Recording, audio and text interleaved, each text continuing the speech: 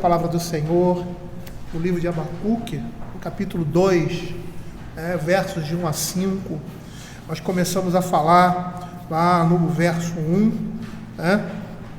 e vamos dar continuidade à exposição. E antes de ler,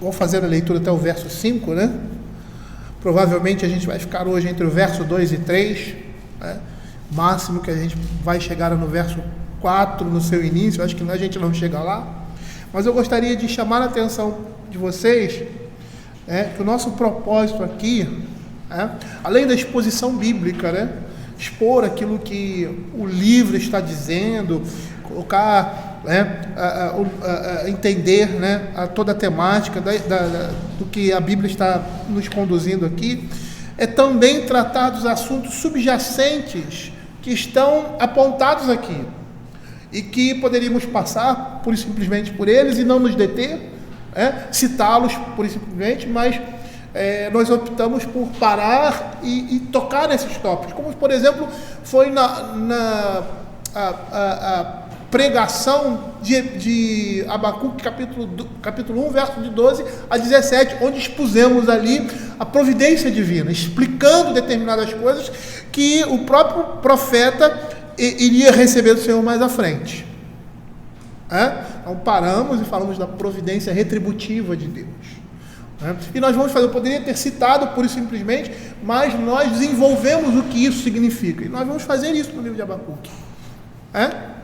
Vamos parar em alguns pontos e aplicar e falar determinadas coisas que eu poderia falar por cima ou citá-las, e de uma certa forma nós perderíamos o entendimento completo daquilo que significa. Estaria significando o que estava na mente do profeta e na mente daquelas pessoas que estavam ouvindo a palavra ali, e que muitas vezes não está na nossa mente por causa do contexto em que nós vivemos, ou seja, nós não estamos vivendo no contexto de Abacuque, aquele momento ali, e temos todas essas coisas na nossa cabeça.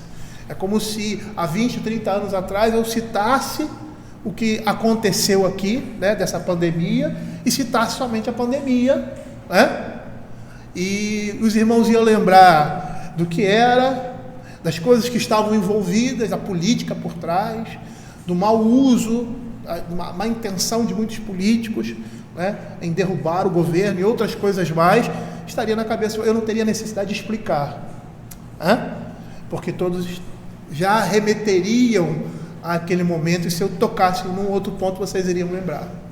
É a mesma coisa aqui. Então, por isso que nós vamos parar em alguns pontos e desenvolvê-los. Diz assim a palavra do Senhor: por-me-ei na minha torre de vigia, colocar-me-ei sobre a fortaleza, e vigiarei para ver o que Deus me dirá e que resposta eu terei à minha queixa. O Senhor me respondeu e disse: escreve a visão, grava-a sobre tábuas, para que a possa ler até quem passa correndo. Porque a visão ainda está para cumprir-se no tempo determinado, mas se apressa para o fim, não falhará. Se tardar, espera-o, porque certamente virá e não tardará. Eis o soberbo, a sua alma não é reta nele, mas o justo viverá pela sua fé.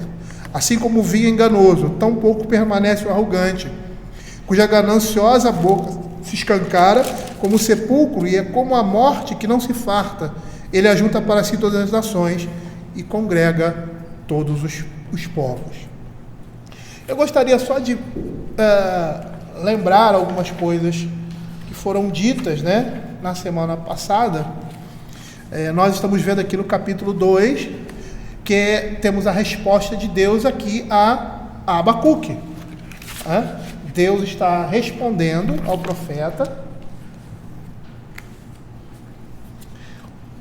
e nós vamos perceber, como nós vimos anteriormente, na resposta de Deus, que depois de ele servir aos seus propósitos, de trazer juízo sobre o pecado do seu povo, testar a fé e a paciência dos fiéis, e fazer uma distinção entre os hipócritas e os sinceros, entre eles, nós vimos que os caldeus receberiam um juízo por causa dos seus pecados. Nós vamos ver isso a partir do capítulo 6, de uma forma mais apropriada, mas nós vimos isso anteriormente. Vimos que o profeta aguarda no Senhor e na sua palavra o entendimento do que precisa do que parecia contraditório entre a realidade e a promessa de Deus, né? E aqui nós vemos o profeta utilizando os meios que tinha à sua disposição para conhecer o pensamento e a vontade de Deus. E nós falamos sobre isso, né? Como algo que nós podemos tirar para nós hoje, porque tudo que nós precisamos saber, a respeito da nossa salvação e a respeito desse mundo, nós devemos buscar o quê? Na palavra de Deus, não é no mundo, não é pela nossa pura lógica e inteligência, entendimento das coisas, mas pela palavra, é a palavra que vai nos dizer. E vimos que também que Deus instrui seu povo por meio da correção e da disciplina. Tudo isso foi dito anteriormente. Nessa perspectiva, nós vimos que a repreensão divina comunica sabedoria. E esse é um tema recorrente nas Escrituras.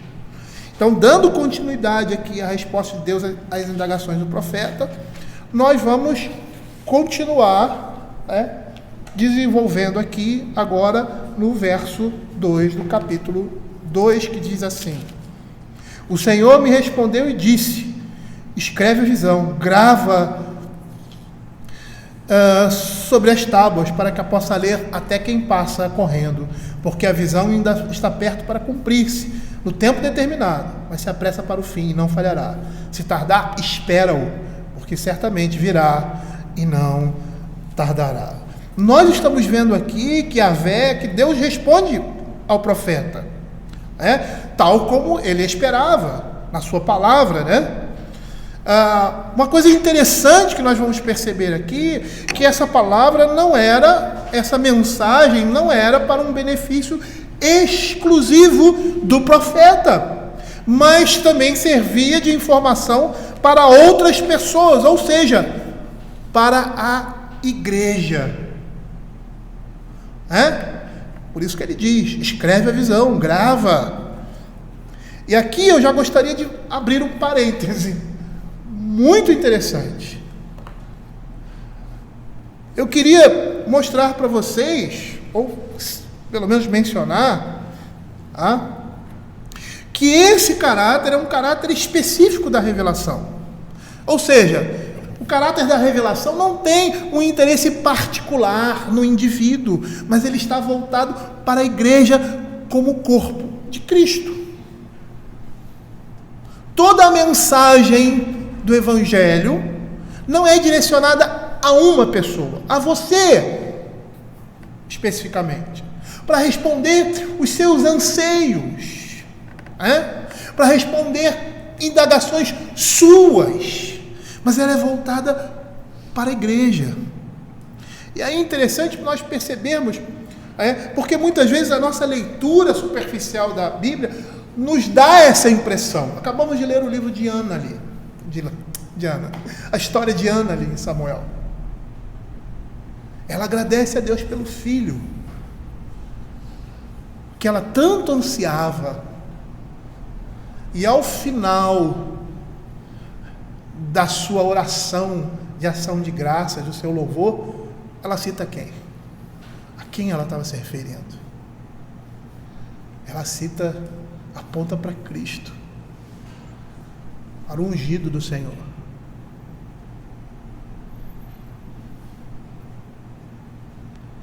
É interessante porque, olhando de uma perspectiva muito, vamos dizer assim, descentrada na Escritura, essa é a nossa impressão. E muitos crentes usam a Bíblia como o mundo usa, como cartomantes, querendo saber do seu futuro, de si. Muitas pessoas pegam a Escritura e usam dessa forma. Mas não é assim na palavra de Deus. Eu vou falar mais sobre isso mais à frente. A mensagem da palavra de Deus, por mais que toque o indivíduo, ela focaliza a igreja. E essa é a grande diferença da Escritura para esse falso profetismo, tanto no Antigo Testamento como hoje, visando a pessoa, pregações existencialistas voltadas para o eu, terapêuticas, Nós não vemos isso na Escritura.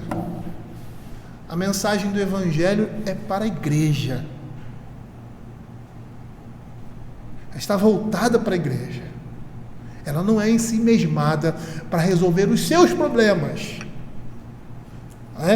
E é uma coisa que eu vou falar mais adiante. E quando os seus problemas não estão relacionados aos problemas da igreja, nós não podemos fazer essa aplicação na nossa vida.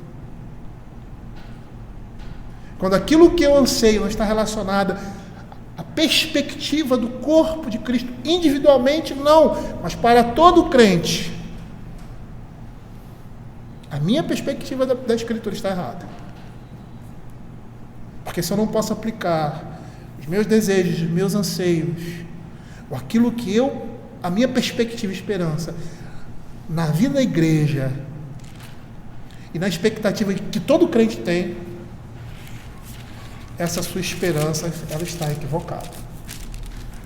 Palmer Robertson, comentando o Abacuque, ele diz que, embora seja concebível que o Senhor tenha agraciado o profeta com uma mensagem pessoal pelo uso de uma visão, percebam que Abacuque ali, ele traz um questionamento pessoal, mas que estava relacionado ao quê?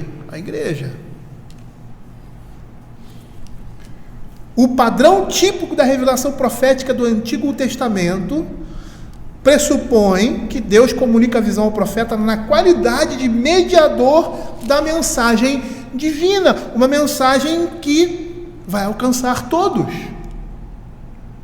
e que vai suprir a necessidade comum da igreja e que vai apontar não para si mesmo, mas para Cristo. E é o que a gente observa pela leitura dos versos seguintes. O Senhor me respondeu e disse: escreve a visão, grava sobre pedras, para que a possa ler até quem passa correndo. Ele deveria escrever a mensagem de Deus de modo claro, para que pudesse ser preservada e transmitida, uma vez que essa mensagem, ou essa promessa, ou essa profecia não teria um cumprimento imediato. E nós vemos essa mesma característica em Isaías capítulo 30, verso 8. Quando ele diz assim: vai, pois escreve isso numa tabuinha perante eles, escreve num livro, para que fique registrado para os dias vindouros, para sempre, perpetuamente. Ou seja, por quê? Porque isso vai servir para a igreja. Porque esse é o propósito de Deus na vida da sua igreja.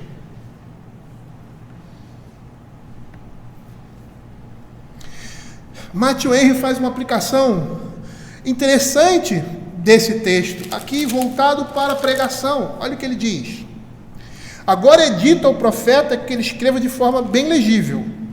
Note que aqueles que forem empregados para pregar a palavra de Deus devem estudar ao máximo a sua clareza, para que tudo seja inteligível ao que tiver menor capacidade. As coisas da nossa paz eterna que Deus escreveu para nós tornam-se claras.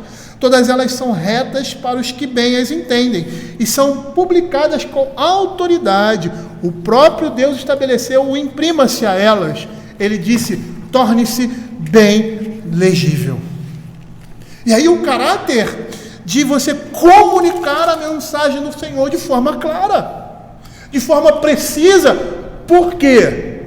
Porque outras pessoas iriam se beneficiar dessa mensagem e ela estava voltada para a igreja, não para o indivíduo, pura e simplesmente. Nós vivemos numa sociedade extremamente individualista, e a religião que muitas vezes professamos, ela vai demonstrar esse pensamento mundano. Por isso que nós temos pessoas nas igrejas aí procurando gente que quer uma palavra para mim, quer uma palavra para mim.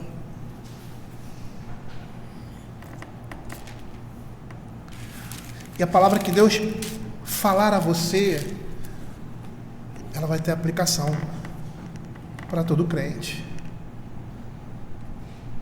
para a igreja de Cristo. Esse é o propósito de Deus, tratar com o seu povo. Mas percebam aqui Dando continuidade, ele diz assim: o Senhor me respondeu e disse: escreve visão, grava então, para que possa ler até quem passa correndo, porque a visão ainda está para cumprir-se em tempo determinado. E é interessante porque aquilo que o Senhor estava falando ali a Abacuque deveria ocorrer num tempo designado por Deus, e não antes. E aí a gente vê que acontecimentos históricos específicos ou momentos determinados como esse são extremamente significativos no progresso rumo ao objetivo final. Percebam, esses momentos históricos, eles não estão fechados em si mesmos, eles estão ligados com um propósito muito maior, porque eles apontam para outra coisa. E nós vimos isso aqui. Que o que estava acontecendo ali com Abacuque e com a igreja ali no Velho Testamento apontava para a igreja, mas apontava também para o futuro. Era um espelho do que iria acontecer também nos últimos dias. Por isso que o livro de Apocalipse usa a mesma linguagem. Por isso que o livro de Hebreus usa a mesma linguagem. E muitos livros da Escritura usam a mesma linguagem. Por quê? Porque o que estava sendo dito ali apontava para hoje. Ou seja, para a plenitude dos tempos. E essa plenitude dos tempos ela é estabelecida ali em Cristo Jesus. E aí nós percebemos que todas essas coisas estão se encaminhando rumo ao dia do Senhor e ao estabelecimento do seu reino. O que nós estamos vivendo hoje faz parte disso, na nossa realidade aqui no Brasil. Uma realidade de pandemia que o mundo participa, mas uma realidade muito particularizada. É o Senhor cumprindo os seus propósitos. E essas instruções específicas para se escrever a visão de forma bem definida, ressalta que a sua significação não era somente para aquele momento crucial em Abacuque, ou seja, aquele momento que ele vivia, mas também para gerações futuras, gerações vindouras. E aparentemente a escolha desse material se deve a essa durabilidade. Escreve em tábuas, que seria imprescindível por causa da demora. Ia demorar o seu cumprimento. Então essas coisas deviam ser escritas e permanecer com o tempo. E olha que interessante. Essa linguagem usada aqui tinha o propósito de recordar as tábuas da aliança feitas no Sinai. O mesmo propósito, a mesma característica. E dessa forma, essa visão revelada a Abacuque se comparava em significação ao original da lei dada a Moisés. Era a palavra de Deus que deveria permanecer. E o povo deveria esperar o seu cumprimento. Eles seriam informados agora do livramento pela ruptura do poder dos caldeus. E que esse tempo estava fixado no conselho e no decreto de Deus. E a gente vê isso claramente na Escritura. Foi profetizado isso por Daniel e outros.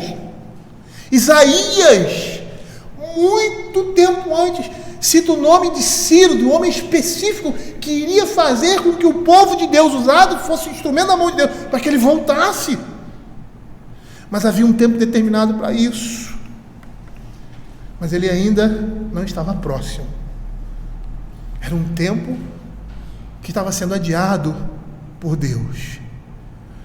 A visão deveria ser escrita para que ela pudesse ser vista mais adiante e ser comparada com o evento que ela pudesse apontar. E é interessante, só abrindo um parênteses aqui sobre isso, né?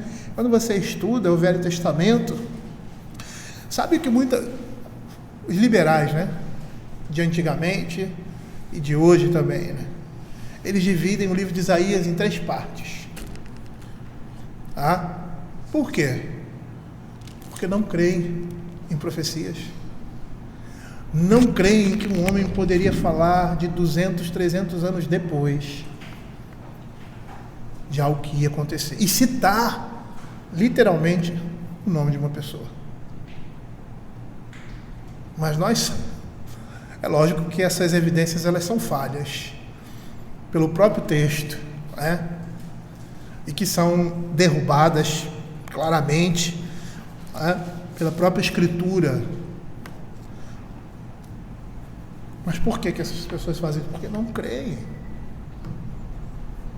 Não creem que Deus possa revelar aos homens aquilo que vai acontecer. E era isso que estava acontecendo ali. Por isso ela deveria ser escrita num material que permanecesse, que não apagasse, que não se deteriorasse com o tempo, porque ia demorar a acontecer aquilo ali. E quando acontecesse, eles deveriam olhar para trás e perceber que tudo estava interligado até aquele momento e que o propósito de Deus estava sendo cumprido. Matthew Henry faz o seguinte comentário a respeito disso. Ele diz assim, desse texto: note que Deus tem um tempo determinado para a sua obra determinada, e com certeza fará a obra quando o tempo chegar. Nós não devemos antecipar os seus desígnios, mas aguardar o seu tempo. É interessante isso, né? Como que a gente antecipa os desígnios de Deus? É possível isso? Lógico que não é possível. Mas a gente vê isso na história. O que aconteceu com Abraão e Sara? Antecipar os desígnios de Deus. Eu poderia citar outros eventos que me fugiram agora, de situações em que nós queremos antecipar os desígnios de Deus e não aguardar o tempo do Senhor na Escritura. Sara fez isso. Eu poderia citar outros aqui na Escritura. É isso que Mateus está dizendo. E é um grande estímulo esperar com paciência, pois embora o favor prometido seja adiado por muito tempo, ele finalmente virá. E nos será uma recompensa abundante pela nossa espera. E até ao fim falará, e não mentirá.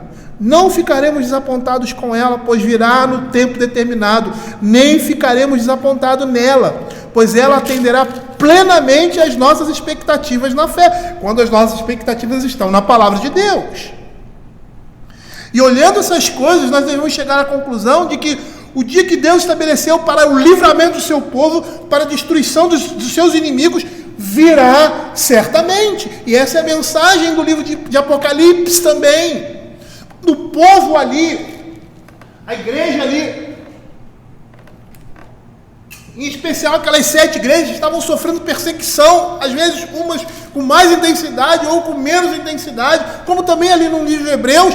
Eles deveriam esperar e olhar para o futuro, que todas as coisas iriam se consolidar no final, e que aquele era o plano de Deus, para que o final, e esse é o final de todas as coisas, o dia do Senhor chegasse. Nós estamos caminhando para isso. E a nossa vida deve expressar essa expectativa. Lembra que eu falei aqui do início? Nossos olhos estão muito nesse mundo, nós nos esquecemos do mundo por vir. E quando nós nos esquecemos do mundo por vir, nós vivemos nessa ótica aqui, medíocre, limitada, do homem natural, que não consegue ver, visualizar o final de todas as coisas.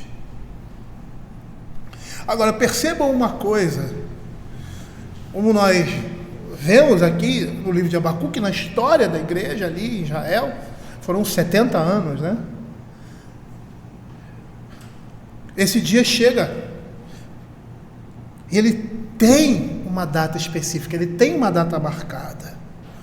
Ele vai vir no tempo estabelecido por Deus, e no tempo mais adequado de Deus. Abra Atos capítulo 1, versos de 6 a 8.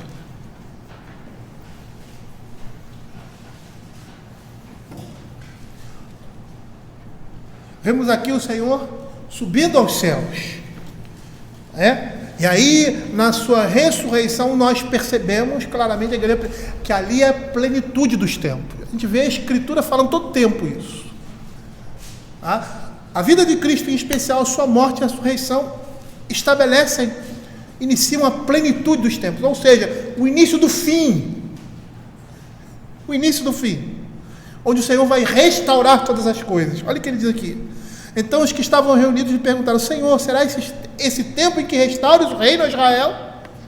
Respondeu-lhes: não vos compete conhecer tempos ou épocas que o Pai preservou pela sua exclusiva autoridade, mas recebereis poder ao descer sobre vós o Espírito Santo, e sereis minhas testemunhas, tanto em Jerusalém, como em toda a Judéia e Samaria, até o confim dos tempos.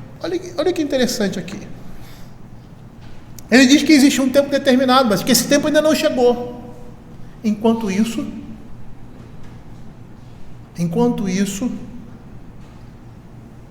a igreja recebe poder do Espírito e vai testemunhar do Evangelho. Do mesmo modo que Abacuque deveria proclamar esse dia, aguardando-o com paciência, sendo exercitado por Deus para esse tempo de espera, é isso que nos é requerido aqui. E é requerido aos discípulos também. E esse tempo de espera serve para o amadurecimento da nossa fé. É um tempo de espera onde nós vamos exercitar essa fé.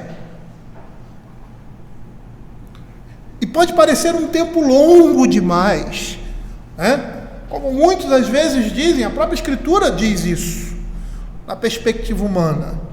Mas Deus não é vagaroso, tá? Segundo o conceito que se tem de lentidão no mundo. Às vezes, a própria perspectiva de Abacuque: Senhor, até quando essas coisas vão permanecer? A nossa oração de hoje foi assim, com relação ao nosso país, as coisas que estão acontecendo, que estão surgindo, e que bom que nós estamos vendo isso, porque antes nós não víamos.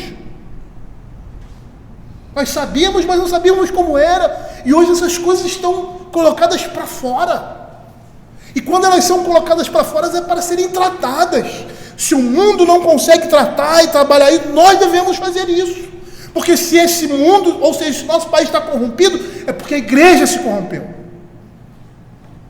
Porque nem os crentes se salvam nessa. E nós, por exemplo, precisamos olhar para o mundo, ver essas coisas e nos reformar. Sermos luz.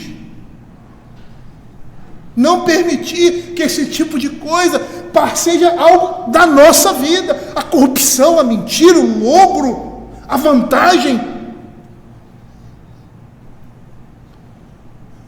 E espelharmos Cristo nas nossas vidas. Porque o tempo vai chegar. Não compete nós sabermos qual é esse tempo, ou quando é esse tempo. Enquanto isso, o que devemos fazer? Viver por fé. Olha que 2 Pedro capítulo 3, verso 9. Ele vai dizer: não retarda o Senhor a sua promessa, como alguns a julgam demorada. Pelo contrário, ele é longânimo. Ou seja, ele é paciente. Nessa paciência, ele está exercendo a sua graça. Ele é longânimo para quem? Para convosco, não querendo que nenhum pereça, senão que todos cheguem ao arrependimento. É interessante, né? As pessoas olham, elas podem ter várias perspectivas desse texto. Mas de que ele está falando? Da igreja. Esse nenhum pereça está relacionado a longânimo para convosco.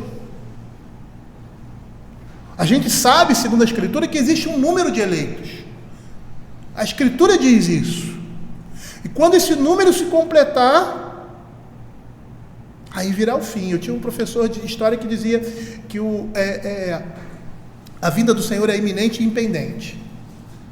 Ou seja, iminente porque está chegando, está às portas. Mas ela depende de algumas circunstâncias que o próprio Senhor estabeleceu.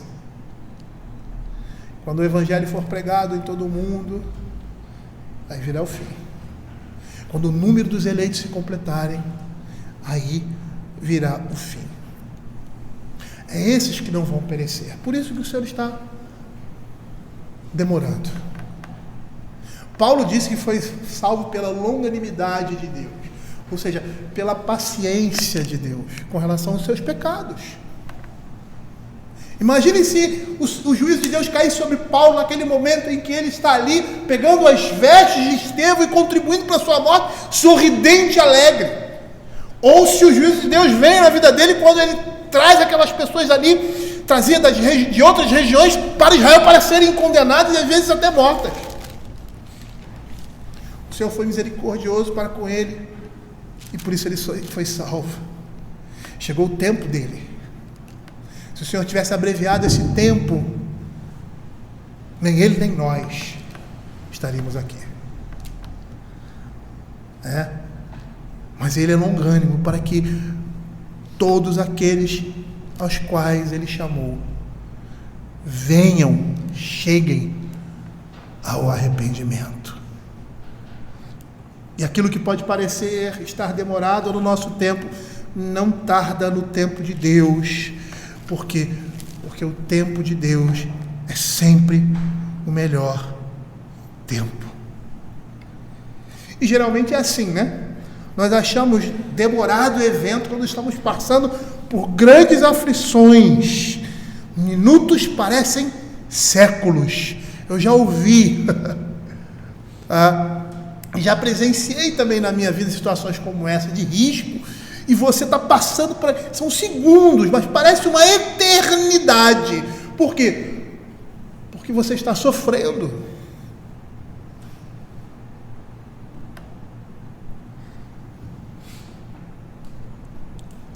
E essa é a nossa maneira de lidar com o tempo, que é relativa também.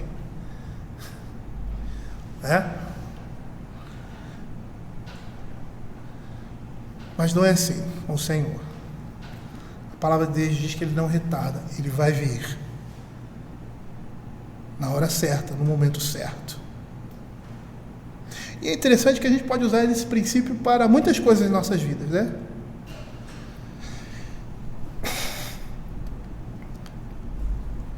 E a gente pode usar isso sim, mas com cuidado. Porque é aquilo que eu falei no início. Às vezes nós tendemos a olhar a Bíblia como uma resposta pessoal, como um jogo de cartas, como alguém que lê a sua mão. Problemas voltados para problemas específicos e pessoais. É lógico que isso serve para algumas realidades nossas também, mas o texto está aqui se referindo a um evento específico. Nós não podemos subjetivar a palavra de Deus, porque as promessas que estão na palavra de Deus são promessas voltadas para o povo de Deus, não era para Abacuque, nem para Israel naquele momento ali, era para o povo de Deus, principalmente para o futuro também. E perceba como essas coisas, elas podem ser utilizadas de forma indevida. Ele está falando uma promessa para a igreja. Muitas vezes essas coisas são aplicadas para nós, porque Deus prometeu isso para você. E você vai ter que esperar. É lógico que nós temos que esperar algumas coisas, principalmente quando nós oramos. Nós oramos e pedimos as coisas ao Senhor. Mas Ele não prometeu nos dar tudo aquilo que nós pedimos. As promessas inequívocas de Deus, ou seja, que Deus vai cumprir independente das circunstâncias, são aquelas que estão relacionadas à palavra de Deus. Se eu vou ter um emprego, se eu vou comprar um carro, se eu vou melhorar, Deus não prometeu isso para você. Na sua palavra Ele diz que Ele vai cuidar de você, cuidar do seu povo, dando sustento, dando o que for necessário. E isso não é só para você, é para todos. é para aquele que recebe um salário e para aquele que recebe 50. Isso é uma promessa de Deus, que Deus vai cuidar. E nós devemos confiar nisso. Ele vai suprir as nossas necessidades. Porque a palavra de Deus diz isso. Mas percebam como as pessoas se utilizam erradamente disso, subjetivando a palavra de Deus, focando você, promessas individuais. A Escritura não tem promessas individuais. As promessas que podem parecer individuais na Escritura estão voltadas para o indivíduo crente. Ou seja, serve para mim, para o Rodrigo, para a Josélia, para o Marcos, para o Jonatas, para o Israel.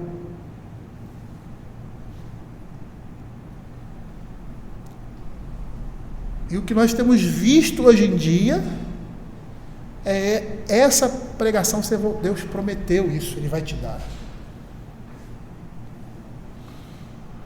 Coisas específicas, individualizadas.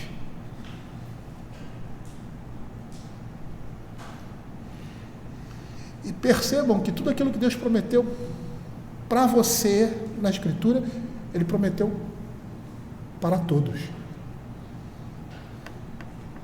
É algo comum da sua igreja.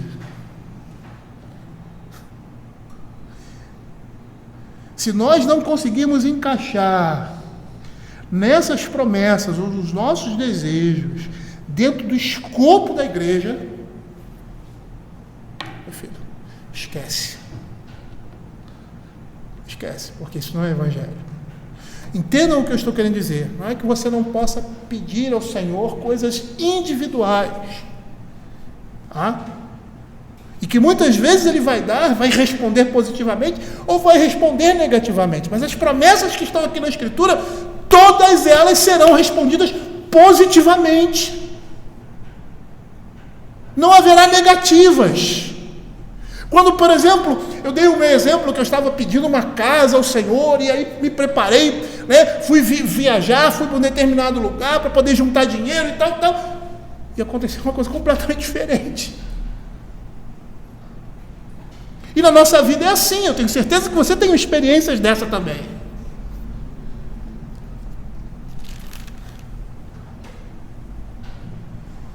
E não é errado pedir essas coisas,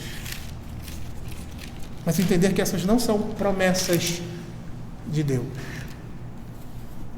Deus não prometeu a você que ia te dar saúde. Deus não prometeu a você que você ia ser rico.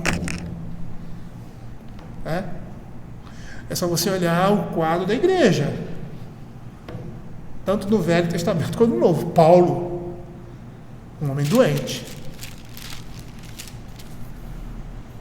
e era um homem extremamente usado por Deus.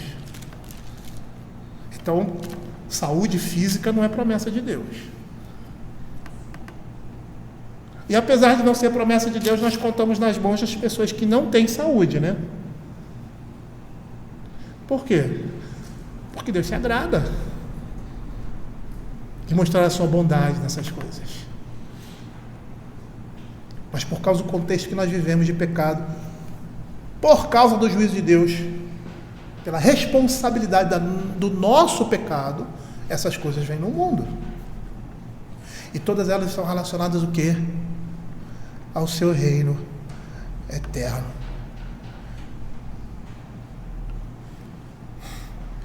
A Escritura está se referindo a um evento específico que está relacionado diretamente ao reino de Deus.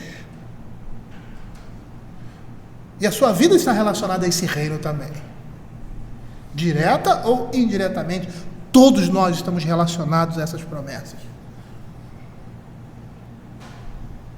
E essas promessas de Deus para o seu povo estão no âmbito da nossa salvação e libertação, não relacionada a coisas pessoais, como alguns falsos pastores pregam.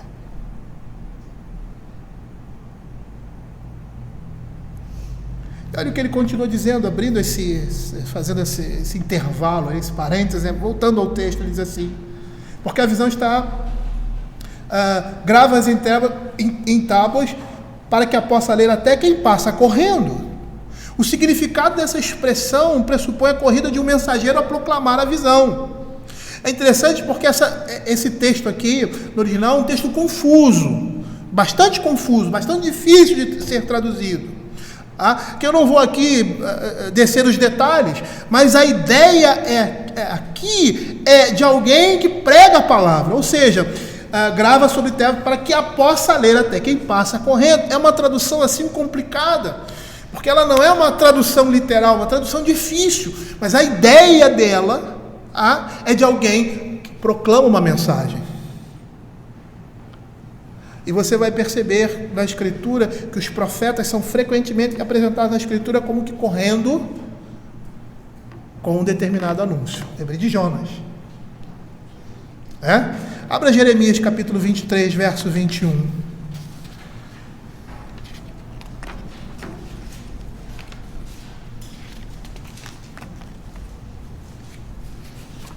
Jeremias capítulo 23, verso 21.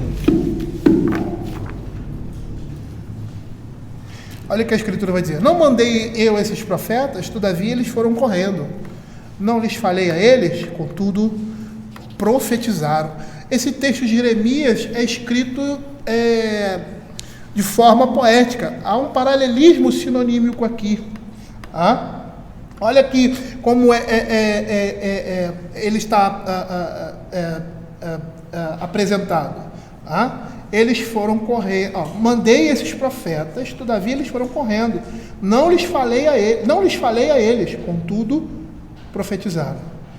Percebam aí como essas coisas, correr e profetizar, estão.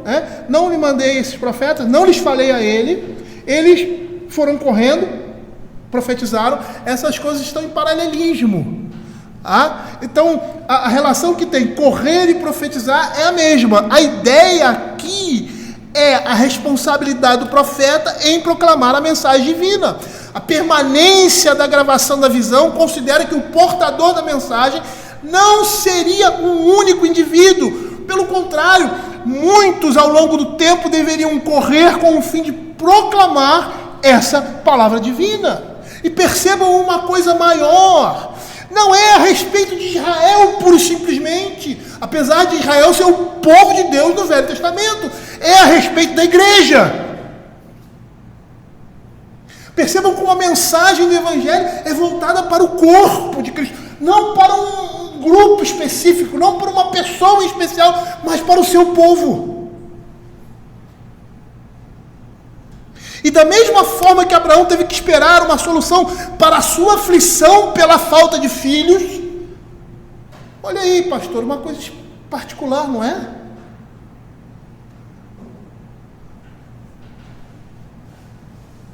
E a experiência dele forçou ele a olhar para a fé, além das circunstâncias do seu tempo, para um futuro distante. Por quê? Porque a promessa não estava relacionada a ele somente. Não era somente para o agrado de Abraão. Abraão, vou te dar um filho, eu nunca tive filho, eu quero um filho, minha mulher é estéril, eu vou dar um filho para você, Abraão. A promessa não estava relacionada a Abraão, a um indivíduo, mas à igreja. Percebam que tudo na Escritura, as profecias, as promessas, estão relacionadas à igreja, ao povo de Deus, não é um indivíduo. E apesar de ser um indivíduo, esse indivíduo não é Isaac, não é Davi, é Cristo.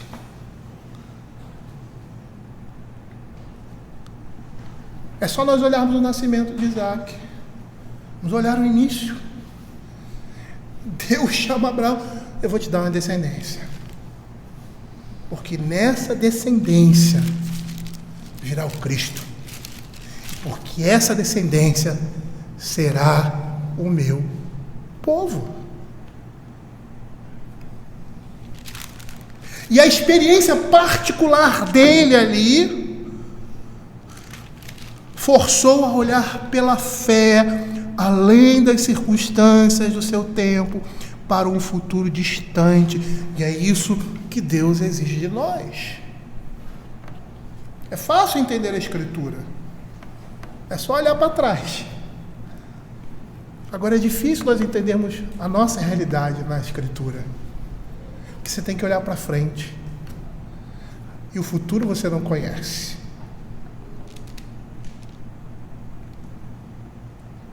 Você não conhece o propósito de Deus na sua vida? Até conhece, né? As pessoas que estão à sua volta.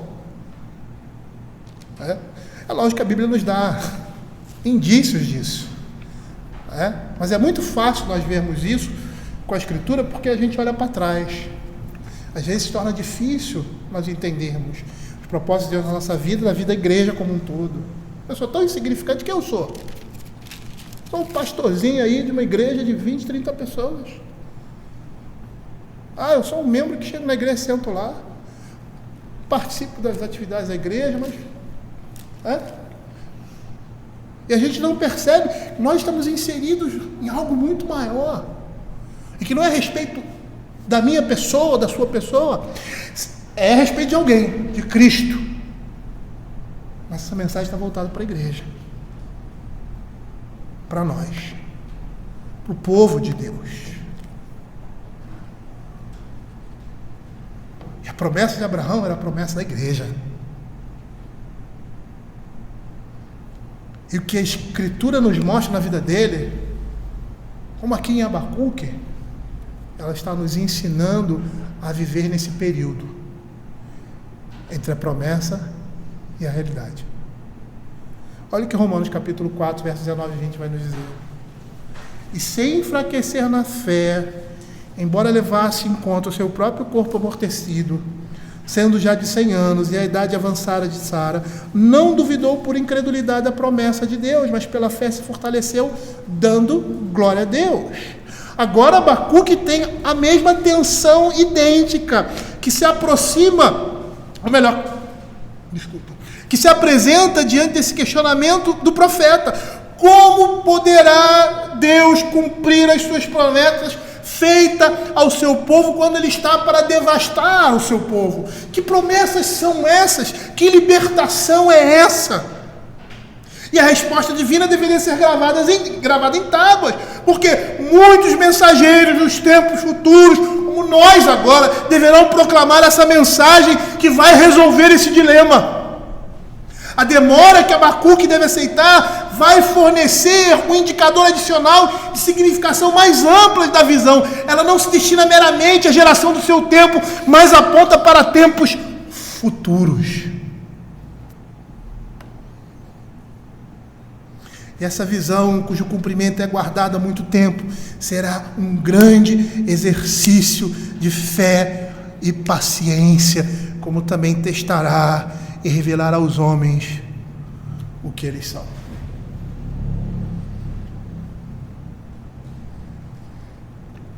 E é isso que Deus espera de nós nesse tempo. Senhor, quando o Senhor vai restabelecer?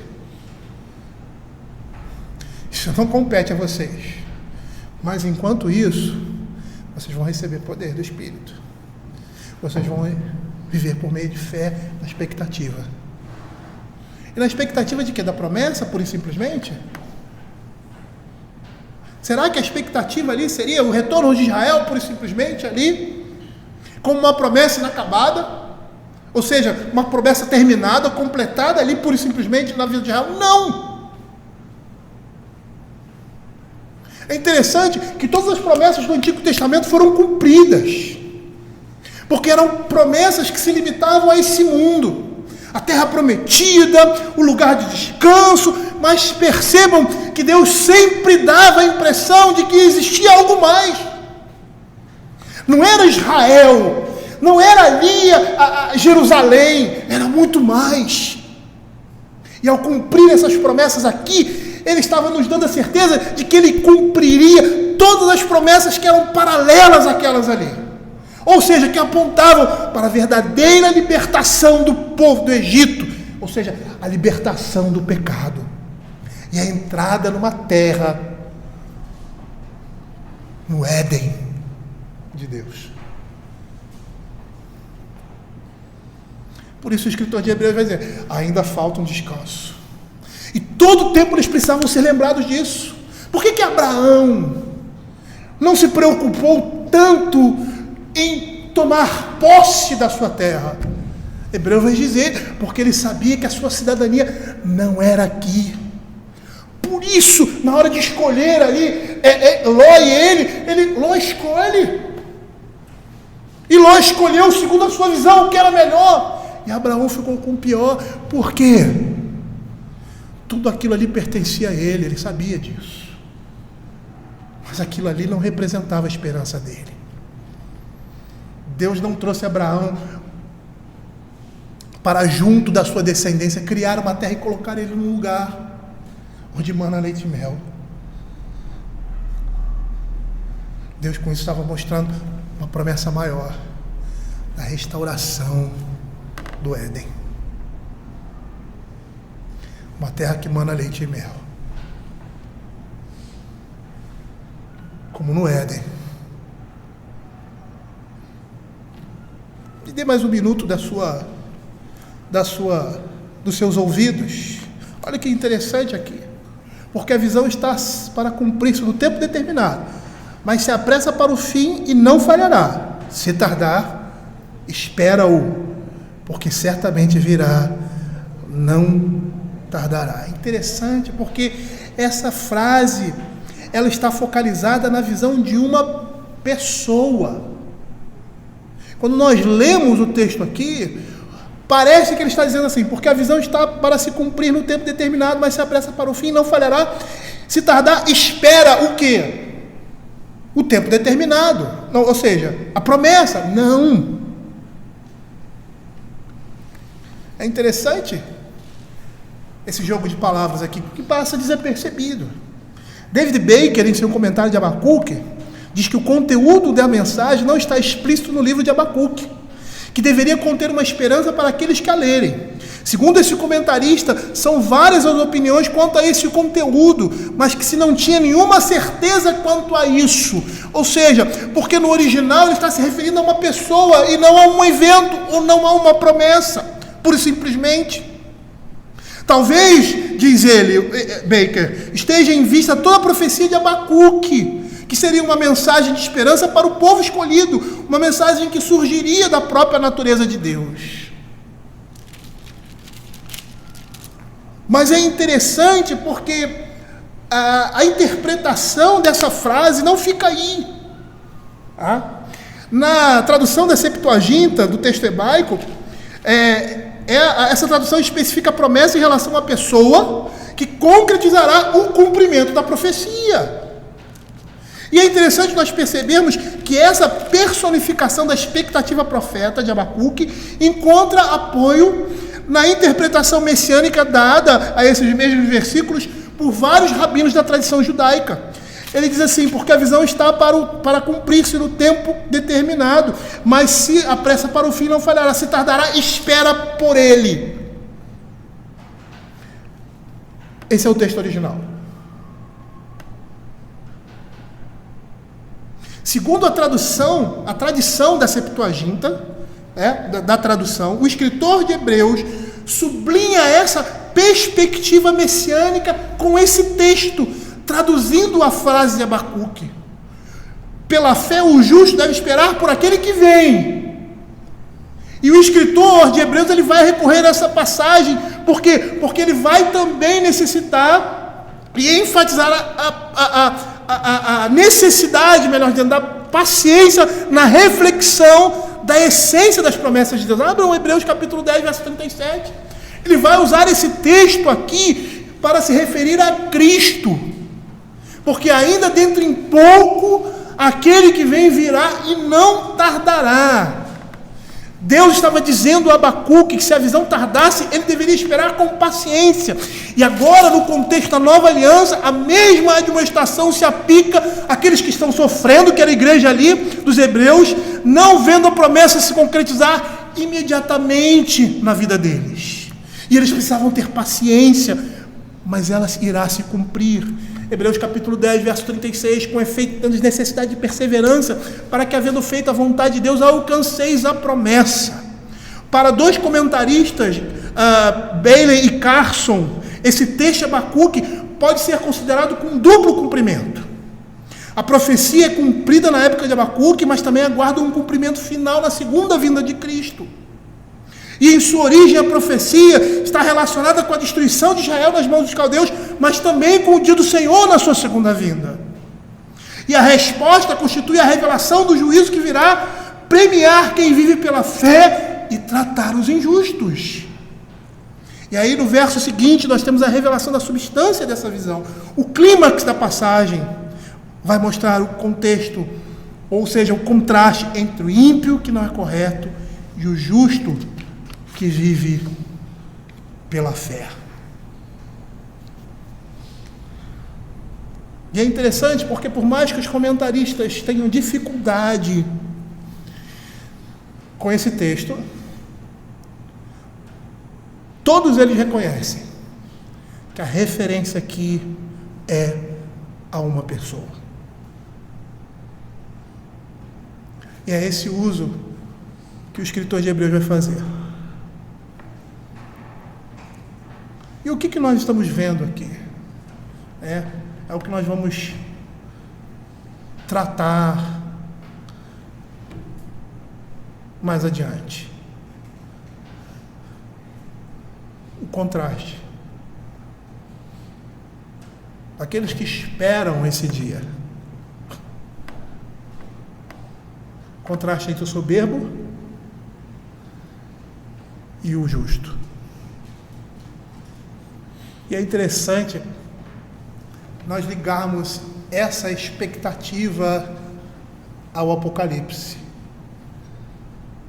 Porque depois que tudo é dito, eu já falei aqui sobre o livro de Apocalipse, nós já pregamos sobre o livro de Apocalipse. Essas pregações, muitas delas estão no nosso canal. O livro de Apocalipse, ele foi escrito para consolo da igreja sofredora ali naquele tempo. Mostrando que eles estavam sofrendo e que tudo aquilo estava dentro do propósito de Deus. Esses propósitos que nós já mencionamos aqui. Separação, purificação da igreja, fortalecimento da fé. As coisas encaminhando para que o mal seja completamente destruído, e o último inimigo a ser destruído, isso é a morte, está caminhando para esse desfecho. E o livro servia como um consolo para aquelas pessoas que estavam sofrendo perseguição, vendo as coisas à sua volta, as circunstâncias, e a promessa estava distante. E para consolar o coração da igreja, o livro de Apocalipse é dado, para que eles pudessem olhar e vislumbrar o que viria depois. Porque eles iriam sofrer, muitos deles iriam morrer, a promessa estava longe, mas ela estava se encaminhando, e o que se esperava deles?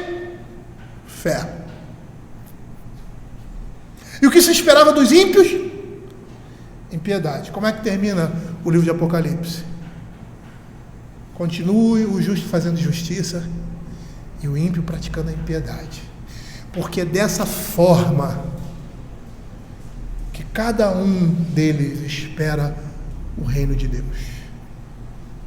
E era isso que o livro de Abacuque estava solicitando, advertindo, mostrando para a igreja ali naquele tempo. Que o soberbo ia viver daquela forma. E nesse período, o justo ia viver por fé. Ele ia olhar para o futuro. E é fácil a gente ver isso, porque volta para a Escritura. Como viveu Daniel no exílio? Como viveu Sadraque, Mesaque e Abednego no exílio? Como viveram Esdras e Neemias no exílio? Quando Esdras e Neemias, aquela multidão, voltou para Israel, para Jerusalém. E ainda tiveram a dificuldade da construção do templo com toda aquela ajuda, porque pessoas se levantaram contra. E a gente conhece a história de Esdras e Neemias, de como eles viveram. Pela fé. Mas eles viram o retorno a Israel. Esses presenciaram a promessa de Deus. Viram que Isaías falou sobre Ciro, e Ciro se levanta e cumpre todo o propósito de Deus. E todas aquelas coisas estavam sendo o quê? Conduzidas, encaminhadas, e faziam parte do plano e do propósito de Deus. Paralelamente a isso, o mundo em revolução e as coisas acontecendo para que isso que Deus estabeleceu se concretizasse. E aí a promessa viesse Cristo, a plenitude dos tempos. Não para restaurar um reino físico, mas para restaurar o seu reino e conduzir o seu povo nesse deserto para a terra prometida, para o reino celeste. E é isso que Deus espera de nós nesse tempo. Esperar pelo cumprimento da sua palavra.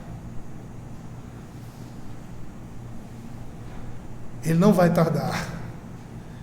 Ele vai vir. E o que ele espera da sua igreja? Que viva por fé. Eu comecei falando sobre um dizer de J.C. Ryle, que fala mais ou menos assim: quando os nossos olhos estão muito na política, resumindo, nesse mundo, nós nos esquecemos do mundo vindouro. Quando nós olhamos para o mundo vindouro, os nossos olhos estão nesse mundo da forma correta. E a nossa expectativa não está aqui. Por mais que nós vamos fazer parte do reino de Deus, porque o reino de Deus está entre nós, está presente nesse mundo. Mas nós não estamos somente voltados para Ele. Nós estamos voltados para um reino que é eterno, que se inicia aqui, nas nossas vidas, que iniciou na nossa conversão,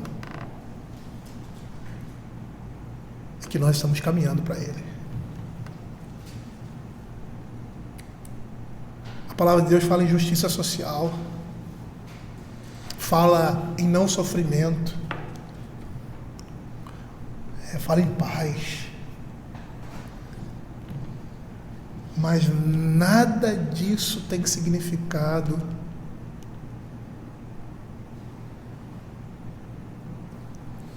para nós se é destituir de Cristo.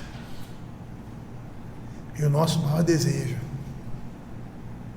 é poder gozar dessa comunhão com Deus que muitas vezes nós sentimos, desse frescor,